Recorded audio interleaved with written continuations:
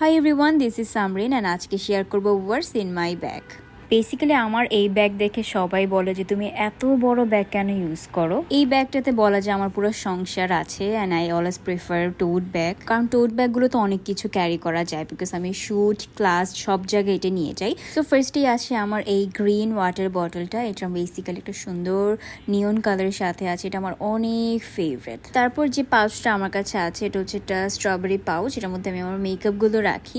Mainly আমার মেকআপের জন্য যে ছোট ছোট প্রোডাক্টগুলো আছে লাইক লুজ পাউডার, তারপর ব্রাশ, তারপর লেন্সের কিট, ল্যাশ গ্লু, এভরিথিং আমি এই পাউচটাতে ক্যারি করি। আর মেইনলি এই টোট ব্যাগগুলোতে যেহেতু জাস্ট একটা বড় চেম্বার থাকে, সো এরকম ছোট ছোট পাউচ আমার কাছে অনেক আছে।